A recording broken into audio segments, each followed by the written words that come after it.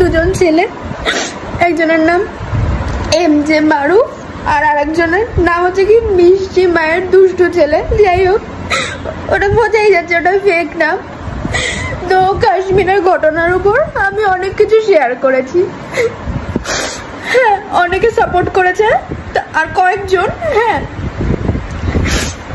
এসে ওখানে খারাপ মন্তব্য করেছে, সেটা যার যার ব্যক্তিগত ব্যাপার।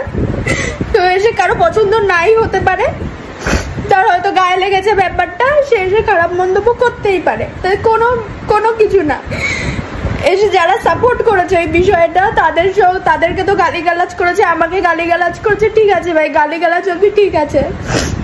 এখন যখন দেখছে কোনো লজিকে পারছে না, তর্কে পারছে না, এখন এসে আমার মেসেঞ্জারে এসে ভুলভাল লিখছে, আমার রীতিমতো রেপ থ্রেট দিচ্ছে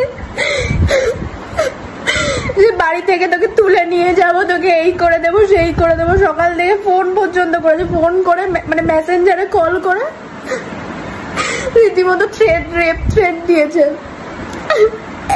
তাদের মধ্যে একজন দাবি করছে সে নাকি BSF এ চাকরি করে, আর একজন নাকি হ্যাঁ তৃণমূল ছাত্র পরিষদের সঙ্গে জড়িত। একজন দাবি করছে সে নাকি TMC ছাত্র পরিষদের সঙ্গে জড়িত। তাহলে TMC ছাত্র পরিষদ কি এটা শেখায় যে কোনো মেয়ের কমেন্ট সেকশনে এসে তাকে রেপ থ্রেট দেওয়া, কোনো কথা যদি সেটা পছন্দ না হয় তাকে বাড়ি থেকে তুলে নিয়ে গিয়ে তাকে ধর্ষণ করা, সেটা বলা। এখন তো আমার কাশ্মীরে কি ঘটেছে, এখন তো আমার নিজের বাড়িতেই নিজে সেফ ফিল হচ্ছে না যে কি হয়ে যাবে কখন। এত গায়ে লেগেছে, আপনারা দেখতেই পারবেন আমি প্রোফাইলে কি লিখেছি কি লিখিনি।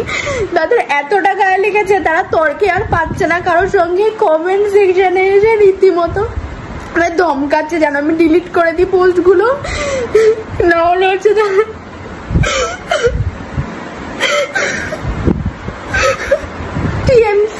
TMC ছাত্র পরিষদ সমর্থন আমিও করি, কিন্তু কখনো তো এরকম তাদের সঙ্গে যাদের সঙ্গে পরিচিতি তাদের মধ্যে তো কখনো এরকম মনোভাব দেখিনি। তাদের কোনো মনোমালিন্য হলে কোনো মেয়েকে এরকম ধর্ষণ করার থ্রেট দেয় তারা।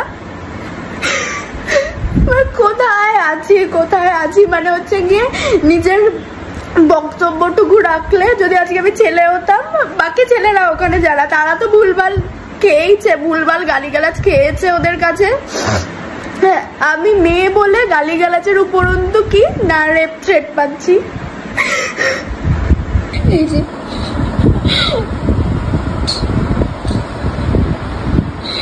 একটা ছেলে, এই যে হচ্ছে এটা MJ মারু,